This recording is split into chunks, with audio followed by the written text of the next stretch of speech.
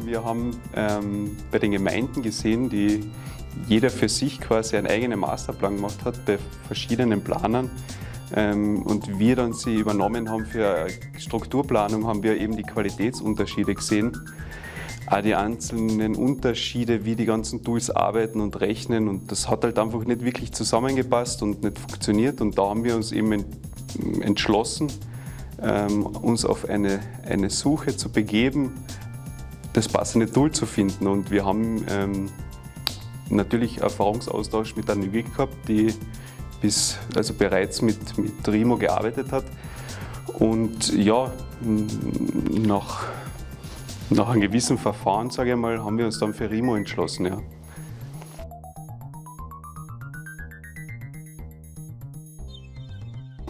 Die Gemeinden kommen mit ihren Masterplänen, die sie ja vorab schon gemacht haben, wo man natürlich über die Qualität streiten kann, aber mit denen kommen sie zu uns. Sie möchten gern den Ausbau in ihrer Gemeinde vorantreiben und daraufhin geben wir quasi einen Auftrag an die Ingena, die ja für uns die Planungen machen.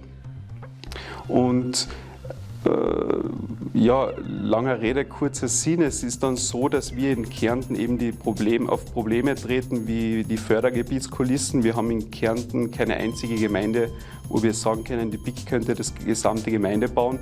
Wir müssen immer dieses Konzept verfolgen, dass wir einen Partner suchen, der quasi investiert in den Ausbau. Das heißt, er muss wirklich ein Accessnetz selber bauen und die BIC baut quasi die Förderbahngebiete plus die Anlaufstrecken. Da gibt es eine gewisse Berechnung, die von der Breitbandinitiative Kärnten in Kooperation mit der Ingena entwickelt wurde, wo man das dann wirklich berechnet. Das ist ein gewisser Prozess. Dieser Prozess dauert halt eine gewisse Zeit, auch mit dem Hintergrund, dass der Betreiber, Investor, bis zu 2000 € pro Humspast quasi mit ausbaut. Das wird alles in diese Berechnung mit einkalkuliert. Dann wird von der Ingena eine Präsentation, das ist bei uns die Schleife 1, wird der BIC präsentiert. Wir geben noch Input, damit das Netz als Gesamtes funktioniert, kriegt die Ingena noch einen Input von uns. Mit dem Input wird das der Gemeinde dann präsentiert, wie der Ausbaugrad bei denen ausschaut. Und dann können die natürlich noch sagen, weil sie Ortskenntnis haben, welche möglicherweise Gewerbegebiete sich neu entwickeln, damit man die gleich mit einbindet. Und dann kommt es eben zur Schleife 3, das ist das Ende, da wird der ganze Input von der Gemeinde noch einmal überarbeitet und eingearbeitet. POP wird fixiert, das heißt, da gibt es dann von der Gemeinde einen Platz, der definiert wird und der wird auch dort eingearbeitet. Und dann mit dieser Schleife 3, mit diesem Ende dieser Strukturplanung, gehen wir dann in eine Ausschreibung mit diesem Entwurf. Ja.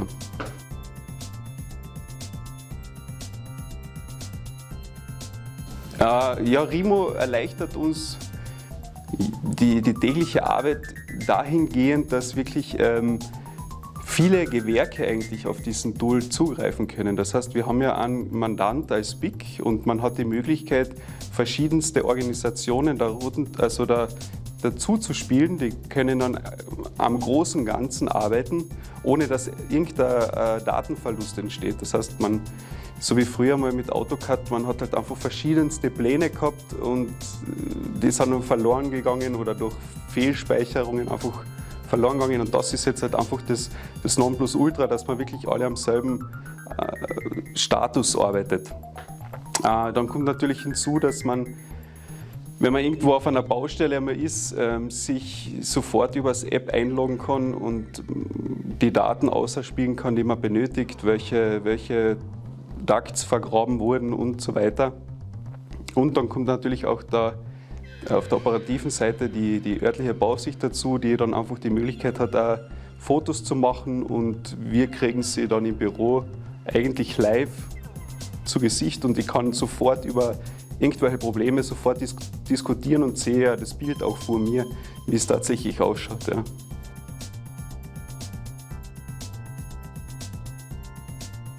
Also Highlights habe ich kurz erwähnt, das App, das ist natürlich draußen auf der Baustelle wirklich, ich arbeite eigentlich jedes Mal damit, weil du einfach sehr schnell auf Sachen zugreifen kannst.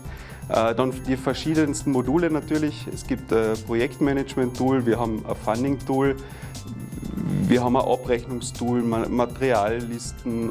Es ist alles in einem eigentlich ein durchdachtes Konzept.